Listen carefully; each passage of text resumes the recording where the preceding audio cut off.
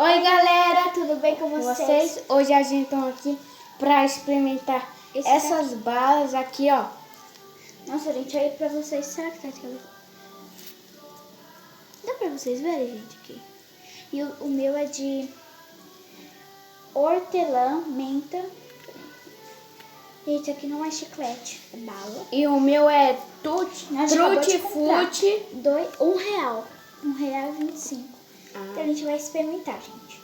Eu não posso de morango, pra quem não sabe, eu tenho alergia a morango. Não posso comer nada que tenha morango. Aí ele vai comprar o dele e eu comprei o meu. Então a gente vai experimentar. Abre o seu. Deixa eu abrir. Deixa eu arrancar. Ah, mas aqui, comer galera. uma não faz nada não, né? Aqui, galera. Dá uma aí. A minha. Deixa eu ver. Gente, olha aqui, gente. A gente vai experimentar. Vai pegar o seu? Deixa eu pegar. Tá. Parece chiclete, muito macio. Muito bom, galera. Muito bom, gente. Tem gosto de morango, muito. Deixa eu ver o que é. É de tutti-frutti. Tutti-frutti, gente. E o seu de quê? O meu é de hortelã, menta. É os dois. Nossa, gente. Parece... Nossa. Parece que tá esmagado o negócio. Olha, gente.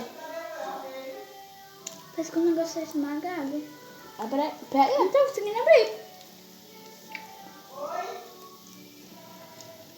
Gente, não repara o barulho. Meu Deus, caiu. Aí vai lá, como? Vai, galera. Olha aqui como que é. Gente, olha como esse aqui é. Esse aqui é, gente. Agora eu vou comer. Desse aí. Parece... Tem muito gosto de menta. Tem muito gosto de menta. Tem gosto. Hortelã. Hortelã é muito bom. Muito bom, gente, isso aqui.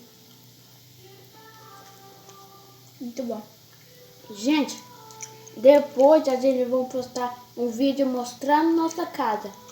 Então vai lá seguindo a gente, que a gente já...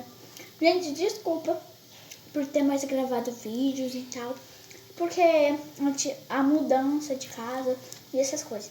Pra quem não sabe, mudamos de casa porque tinha muito bicho lá aparecendo. Gente, vocês já viram que escorpião? Aqui onde a gente mora tem muito escorpião.